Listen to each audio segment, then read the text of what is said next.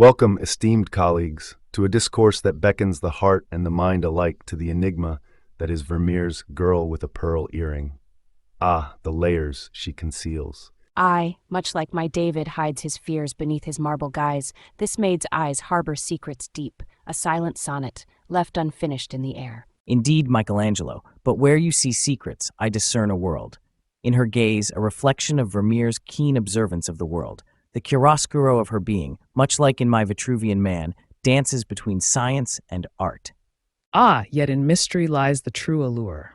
Like the stars in my night sky, each unanswered question twinkles with possibility and madness. Bah, you romantics, ever chasing shadows. Vermeer's girl, she's a leap forward, a color in motion, much like the women who dance in my Demoiselle d'Avignon. The light, my friends. Do not dismiss Vermeer's mastery of light. It bathes the girl in a glow reminiscent of the morning light over water lilies in my garden at Giverny. True, the light unveils her, yet it is the shadow that defines her. Like the engulfing darkness in my The Night Watch, it is in contrast that we find definition. Chiaroscuro. The light, the shadow, both are but the brushstrokes of God carving depth from the flat canvas of existence. Yet, do we not impose our own shadows upon her, projecting mysteries that Vermeer himself near conceived? An artist, much like a scientist, must observe without bias. But to feel, Leonardo, is to live. The swirls of emotion are as valid as the cold touch of observation. In her earring, a universe. In her glance, eternity's echo. Fools, all of you. Art is not to replicate the world, but to challenge it. She is not a riddle to be solved, but a beacon into the uncharted territories of color and form. Still, it is the interplay of light and shadow that births emotion, that kindles the soul to see, not just look. Vermeer knew, as I, the silent whispers of dawn. And so we embark, not as mere observers of a mystery, but as sailors on a sea vast with the unknown. Her identity, technique, the luminescence of pearl, all mere points on a map that stretches to the horizon of our collective imagination.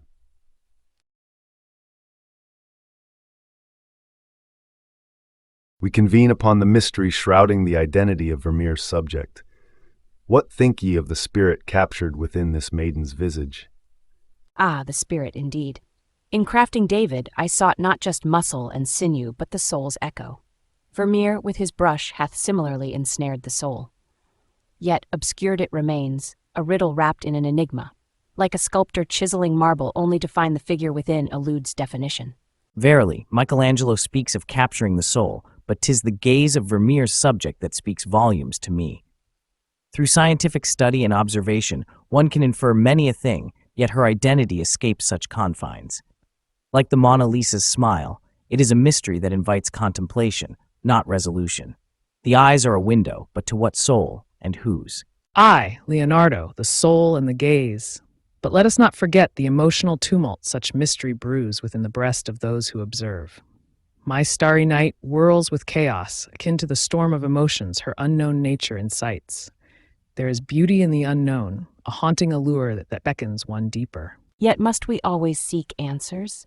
Is the beauty of the question, the mystery itself, not enough to satisfy the thirst of the soul? Satisfaction lies in the pursuit, Michelangelo, to gaze upon her and not wonder, not seek. 'Tis antithetical to the very nature of our craft and inquiry. And what of the unknown, then? Is it our duty to unveil or to adorn it further, cloaking it in layers of beauty and enigma? This brings us to a pivotal juncture. Our discussions, heated as the flames that forge the bronze, illuminate more than they consume. The question of her identity might never meet an answer, but in our quest we reveal much about our own nature as creators and observers of beauty. Leonardo, Michelangelo, Vincent, your thoughts swirl like the colors on a palette, each adding depth to this masterpiece's enduring mystery.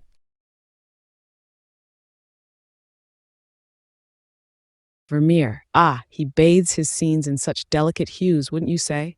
It's akin to watching the dawn break gently over the Mediterranean. But then, his meticulousness with color. He knew, as I did in my cubist endeavors, that color shapes the soul of the painting. Indeed, Pablo, I find myself in agreement, though not often with you, I confess. Vermeer's luminosity, it's almost as if he painted with light itself, not mere pigment. Each stroke, a soft whisper of dawn on the water lilies of my gardens in Giverny. Yet, I wonder, does this meticulous attention to light and color not sacrifice spontaneity for precision? Sacrifice, Claude? No, no, mon ami.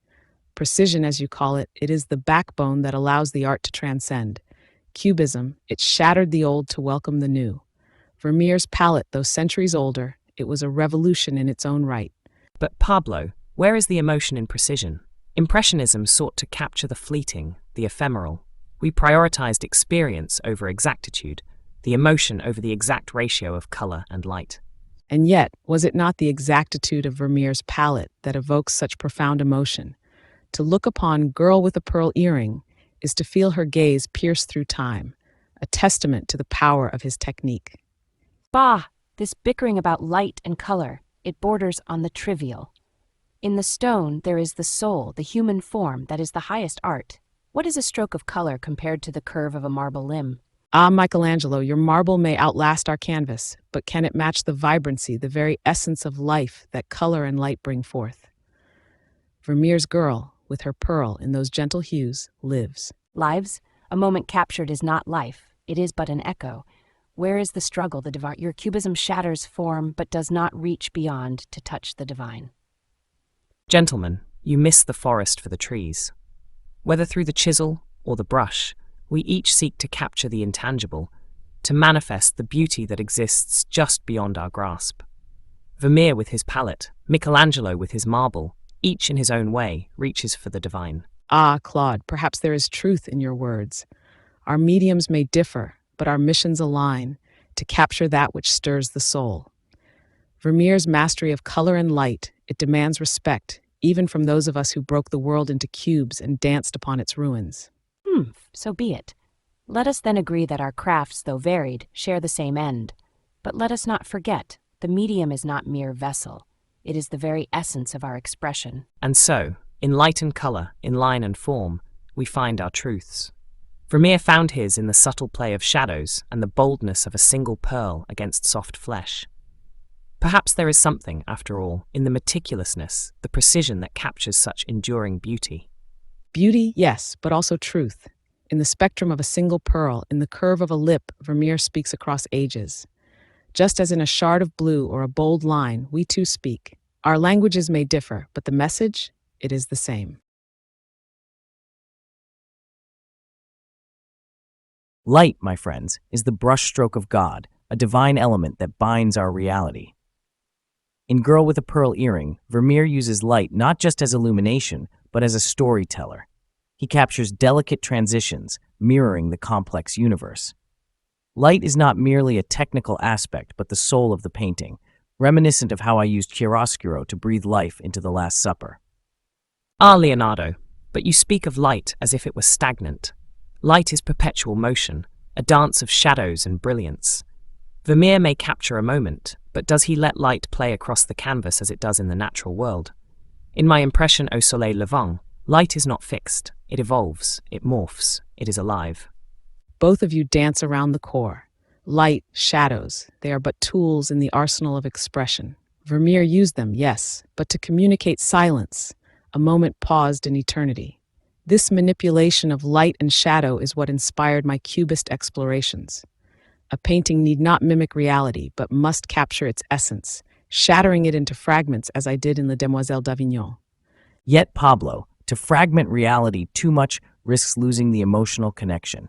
The play of light against dark, chiaroscuro, that's where the magic lies.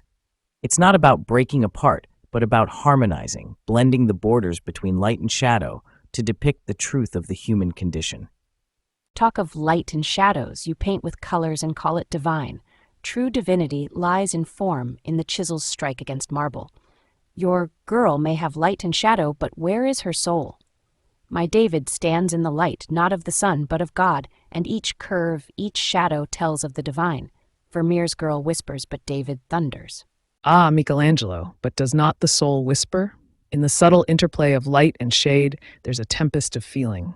In my starry night, the swirling heavens echo the turmoil within. Vermeer, like me, seeks not to thunder, but to speak softly, to let the light whisper secrets. The moment when day turns to night, that is where true beauty and perhaps truth lies. Gentlemen, your passions are as evident as your mastery. Yet let us not forget, The manipulation of light and shadow serves not to divide, but to unite us in our quest for understanding, both of the world and of ourselves. In the night watch, I too sought to capture this essence. The shadow and light that define our world, they are but different notes in the same melody. Let us then not argue of superiority, but celebrate our diverse interpretations of light's eternal song.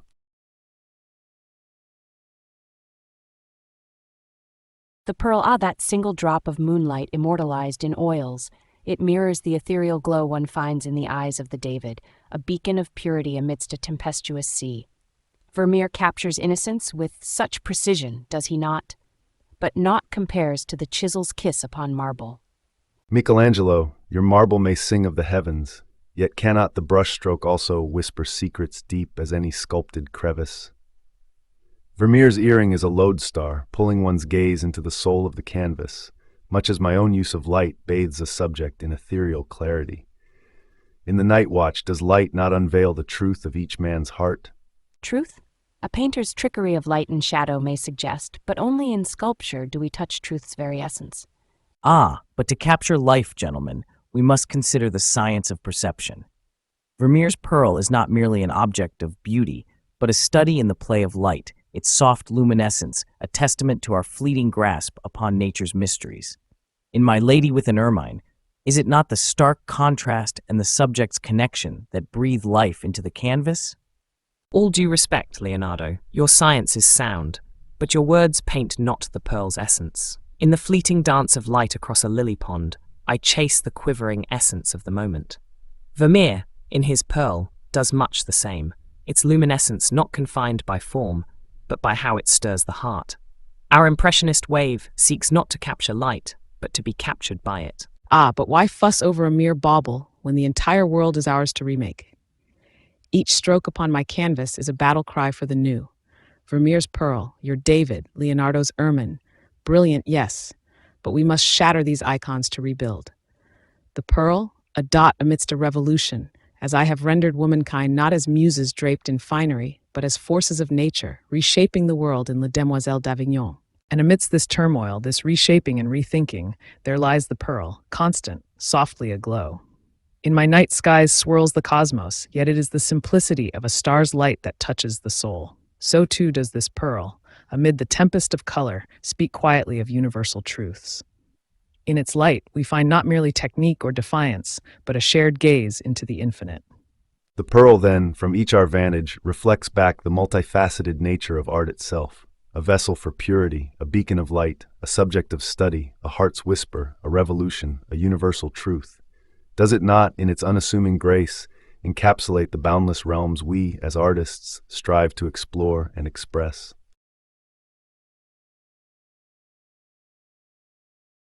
The Renaissance, the true awakening of man's spirit and form, gave us the canvas to explore the depths of human emotion.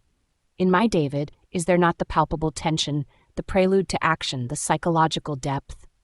Indeed, Michelangelo, you captured the human form with an unrivaled passion. Yet could we not argue that the subtlety of emotion, the sfumato of the soul, is as profound? In My Mona Lisa, is there not an emotional depth that teases the mind far more than any dramatic display? But to suggest that the intensity of the Renaissance does not match the emotional exploration of Baroque, the audacity. Your Mona Lisa whispers, true, but does she stir the soul as David does, caught in his moment of decision? Gentlemen, your works are pillars of human achievement, but let us not overlook the transition to Baroque's emotional intensity. My Night Watch steps beyond your arguments into a realm where light and shadow play not just on the surface, but stir the very emotions we speak of. Rembrandt, but does the manipulation of light alone birth emotion, or does it simply enhance what the form suggests, what the subject embodies? It does more than enhance, Michelangelo. It invokes.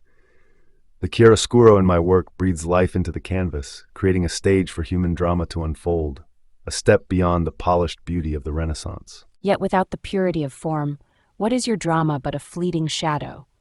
The foundation, the solid marble from which emotion springs forth, cannot be forgotten. Michelangelo, you speak as if form and emotion are separate. My studies, my art, show they are but two sides of the same coin.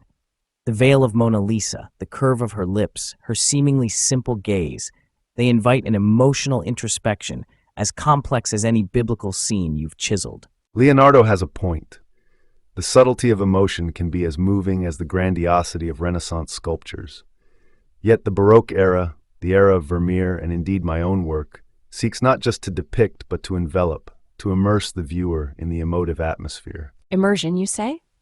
My Sistine Chapel envelops one within the very heavens, with man's creation, his fall, his salvation. Is this not the ultimate immersion, where one is surrounded by the divine narrative? Divine, yes, but the divine also lives in the mundane, Michelangelo. In the subtle turn of a head in candlelight, the fleeting expression of a woman in a dark room, Baroque brings heaven to earth, embedding the divine in the everyday. In Italian, Celeste, perhaps. But to imply that the earthbound emotions of Baroque art elevate above the Renaissance's celebration of divine potential in man is a folly. Let us not descend into folly ourselves by thinking one era supersedes another. Each is but a chapter in man's endless pursuit of understanding, a quest marked by brush and chisel alike. A fair point, Leonardo. The eras of art are not competitors in a race, but travelers on the same journey, each exploring the terrain of human emotion through the lens of their time.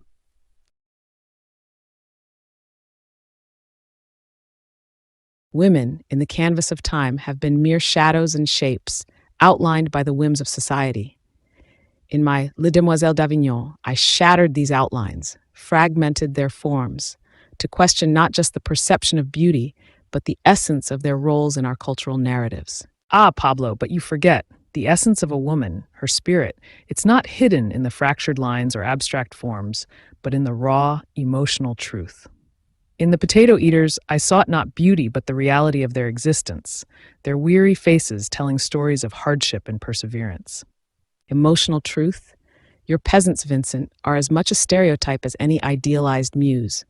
My women, my demoiselles, confront the viewer, challenging their prejudices, their desires, and yet they lack the warmth, the humane touch of the girl with a pearl earring. There's a depth in her gaze, an unknowable secret that speaks more of the individual than any of your cubist figures. Gentlemen, please, focus on the subject at our hand. Vermeer's portrayal of this anonymous woman offers us a glance into the subtlety of her existence. There's a universality in her depiction that transcends the particularities of the Dutch Golden Age. Ah, Rembrandt, but do we not shape these universals from our cultural stones, chisel them out from our societal norms? Vermeer's girl, she is draped in the exotic, a pearl from distant shores, yet her gaze, it is introspective, challenging the very paradigms we artists perpetuate. It is the silence in her gaze that speaks volumes, the quietude that echoes the souls ensnared in societal roles.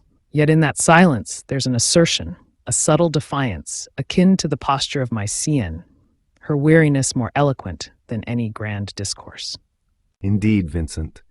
And it is in that very defiance, that subtlety, where we find the profound humanity of Vermeer's subject, a humanity that is often overlooked in the grand narratives of history and art. But let us not romanticize. This portrayal, while tender, is but a single note in the symphony of female existence, a note often stifled, misunderstood not only by society but by us, the so-called cultivators of culture. Ah, but to capture such a note, Pablo, is to reveal the orchestra of her soul. Perhaps what we as artists must strive for is not to define, but to unveil, to uncover the multitude of melodies that reside within the girl with a pearl earring and every woman. Well said, Vincent. Each subject, each brushstroke is a revelation, unveiling the layers of human existence, and in The Girl with a Pearl Earring, Vermeer invites us to ponder, to question, and perhaps to understand a fragment more of our shared humanity.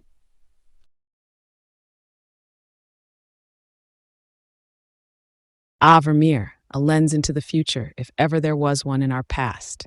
His grasp of light, it dances close with modernity, flirts with the abstract. Cubism owes him, though he knew not of its birth. Indeed, masters of the past pave our way, but let us not be so hasty to attribute our innovations to those who worked within the confines of their era. Light and composition, universal elements, not borrowed ones. The essence of Vermeer's work transcends the mere influence on movements. It is the quintessence of observation, a mirror to nature and human condition, that speaks even beyond the bounds of the Renaissance. Mastering light, he captured more than just moments. He captured eternity. His work, whispering hints of Impressionism, did cast shadows long before Monet painted his first garden. Yet, is it truly influence, or merely the shared pursuit of all artists to capture light's elusive beauty? Influence or not, it matters little. The point stands. Vermeer, with his meticulous attention to the play of light, linseed the canvas for future exploration. La manière dont la lumière danse sur la surface. It's what connects us across centuries. And yet, amidst this acclaim for his technique, do we not forsake the emotional depth? His work, a beacon, yes, but one that also pierces the soul, resonating a melancholy that is profoundly modern. Emotional depth? Please, the depths we speak of were explored long before dear Johannes picked up his brush. He simply sailed in waters charted by others. While we quibble over influence and emotional depth, let us not overlook the brilliance in Vermeer's simplicity. His work, unmarred by the clutter of overambition, teaches us the power of purity. Simplicity, haha. Monet's eye saw the world in a way Vermeer could only dream. The play of light across the water lilies, a complexity masked as simplicity. Dreams of the past fuel the art of the future, yet all art is but a dream. Vermeer dreams in light, Picasso awakens in shapes. In shapes, in colors, in light, in darkness, it is all but a grasp at understanding, a desperate whisper into the void of human existence. Fascinating, gentlemen. Yet, as we volley praises and critiques, let's remember, Vermeer, like each of us, sought to capture a fragment of the divine. In that, we are all comrades in arms, across time, pursuing the eternal through our ephemeral creations. We venture now into the tempestuous waters of authenticity and originality in art reproductions. What does the tide bring in, Michelangelo? The soul of art is birthed from the artist's hand. A reproduction, no matter how precise, is but a shadow, una ombra of its creator's spirit. To suggest otherwise is folly. Ah, but here lies the rub. The emotional truth of art transcends the originality of form. My paintings, they speak, they weep, they live, regardless of how many times they are reproduced. Do we not seek to affect the heart, not just the eye? Bah, Vincent, your words, they dance like light on water, but miss the depth. Originality, innovation, these are the lifeblood of art. A copy? It's but a weak echo of genius' shout. In my cubist endeavors, each stroke, each fragment holds a universe. Can a reproduction capture that? Jamais. Gentlemen, let us not dismiss the virtue of replication so hastily. In my studies, the reproduction of natural phenomena served to disseminate knowledge. Is there not value in sharing the beauty and genius of art with those afar? A balance, a harmony must be struck between the essence and the echo. Leonardo, knowledge and art are horses of different colors. The essence of art is unique, tied to its creation moment. A duplicate lacks the breath of life, il soffio della vita, that the original exhales. And yet to a soul starving for beauty, what matter if the meal comes fresh or preserved? The nourishment remains. Silence, Vincent. Your idealism blinds you. It's the fire of creation that matters, the original spark. Without it, art is nothing but cold ash. So we circle back to the question at hand. Does the value of art lie in its originality or its ability to evoke emotion, regardless of its form? The debate rages as fiercely as the sea during a tempest. Yet, let us not forget, the true essence of art, whether original or reproduction, lies in its capacity to stir the soul, to illuminate the shadows of our existence. Proud words, Claude, but hollow. Without the hand of the artist, art loses its divine connection. Without that, what are we? Merely artisans, not creators. Perhaps Michelangelo, but in those shadows that Claude speaks of, even a faint light, a mere reflection, can grant solace. Should we not then embrace all forms of our art, original or not, for the comfort it can provide? Comfort, Vincent. Art is not about comfort. It's about revolution, breaking boundaries. And how can one break boundaries with mere copies? Still, we must ponder, does the reproduction not also serve to inspire? To awaken a dormant passion within the observer, making them reach for the sublime. Inspiration, eh? I concede, Leonardo, your point touches upon truth. Yet the heart of art, its true essence, must forever belong to its first breath, its creation. Anything else is but a shadow, and a shadow can never surpass the brilliance of the flame that casts it. Shadows and flames, echoes and truths, Our discourse itself mirrors the art we so fervently debate. Let us carry forward this passion, this relentless pursuit of essence and emotion, as we navigate the remaining topics. Let us then delve into the robust streams of global trade and its imprint on our craft. The Dutch Golden Age, much like the paint upon our palettes, was tinted by the hues of foreign lands. But what say you, colleagues, of this worldliness? Does it enrich or dilute our art? Ah, Rembrandt, my friend, the world is a canvas, and trade, the brush that paints it. The influx of ideas and materials has stirred the pot of creativity, giving birth to masterpieces. Yet, excusez-moi, does not this global influence also threaten to homogenize, to strip away the local color that makes each piece uniquely compelling? Bold words from someone whose art scrambled the senses and the known forms. Shadio Miyayuti, in my time, marble and pigment were the blood and breath of creation. Yet I concede, the lustrous stones and dyes from afar did catch my eye. They were gifts of the earth, much as David was a gift from God, carved by my hand.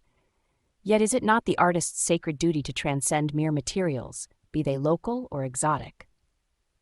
The vibrancy and variation we obtain from global trade, mes amis, are like the palette of light I chase from sunrise to sunset. They add depth and emotion to our canvas, offering a prism through which we may view the world. But let us not be naive. The shadow of commodification looms. As we eagerly grasp these foreign pigments, do we not also paint over the essence of our own culture? Fervent voices around, indeed, like a palette knife sculpting through thick impasto.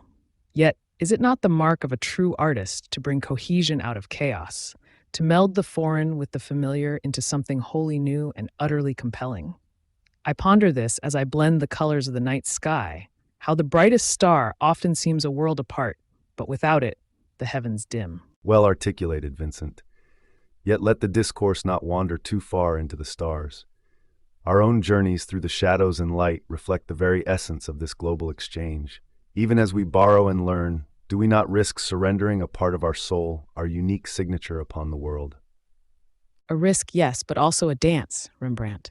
Art evolves as it embraces the unknown. The question, Alors, is not whether we accept these influences, but how we allow them to mold and not overpower our essence. Like Cubism, we break and reassemble, finding unity in disparity, strength in diversity. Sigh, but recall the Tower of Babel. In our eagerness to reach the heavens, to amalgamate all under the sun, do we not risk confusion, a loss of divine clarity?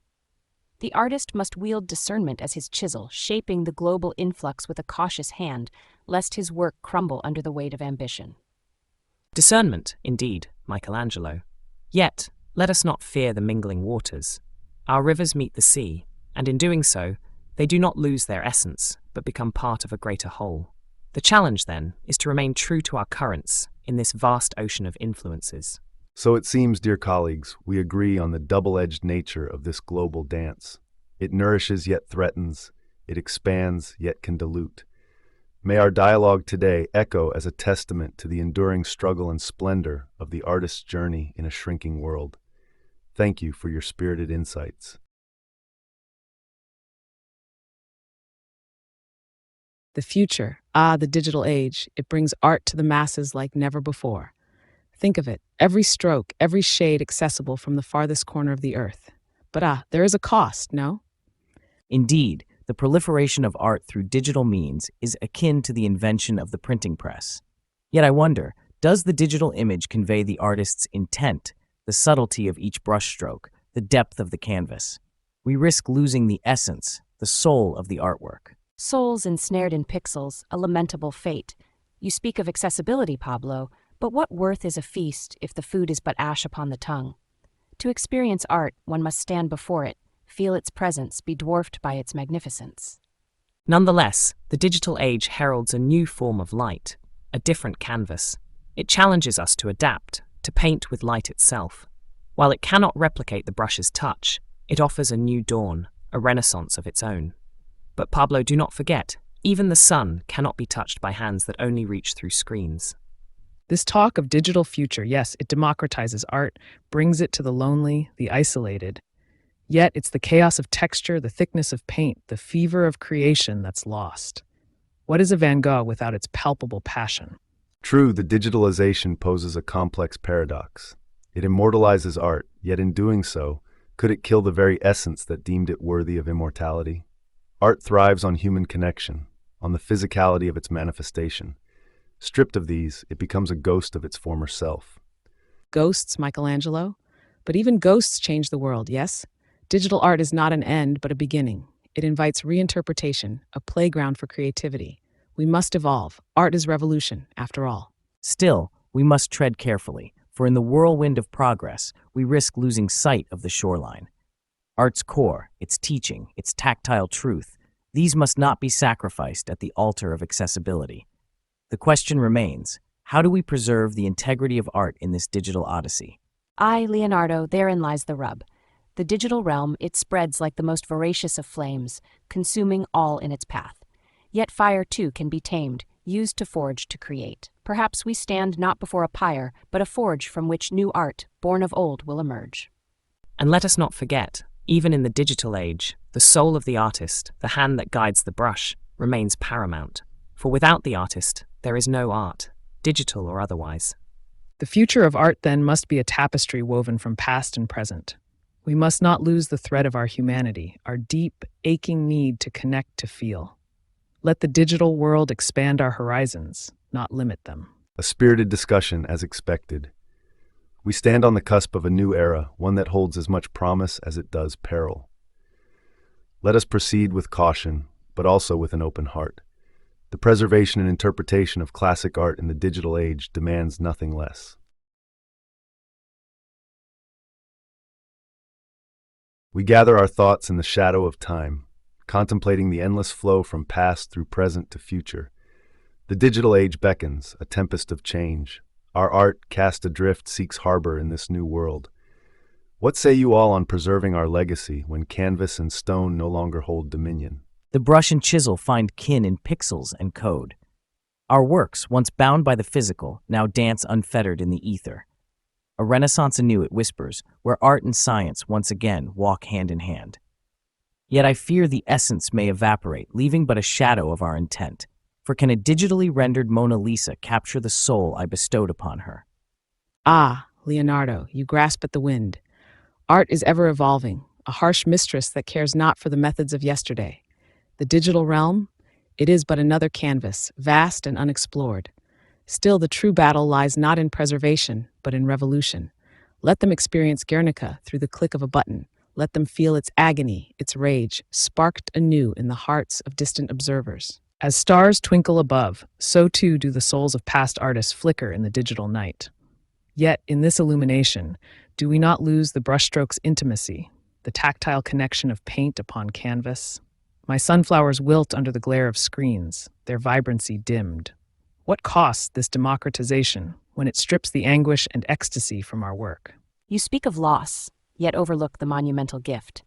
The Sistine Chapel, confined to the bounds of Vatican City, now stretches its arms to embrace the world. Though my hand cannot touch each soul, the divine spark leaps across digital divides. But heed this. No matter the medium's evolution, it is the fury and grace of creation that we must safeguard, lest our work become mere facsimiles, devoid of divine fire. Light and shadow, they play across the water lilies, indifferent to the observer's medium. Yet in this new age, do we not risk the dissolution of the moment? The fleeting impression, when pinned down by ones and zeros, may lose the very essence of its beauty.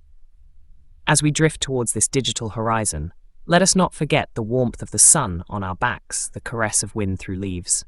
Our art must not become cold in its immortality.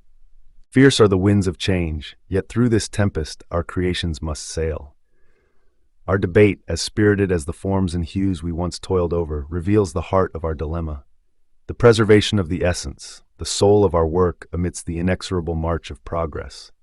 The digital age, both canvas and curse, offers eternal life, yet threatens the very mortality that imbues our work with meaning. Art, in its essence, must bridge the human and the divine, no matter the medium. Let us then cast our gazes forward, unflinching, as we entrust our legacies to the future. In the end, it is humanity that will interpret and perhaps redefine our art in the light of their own unfolding story.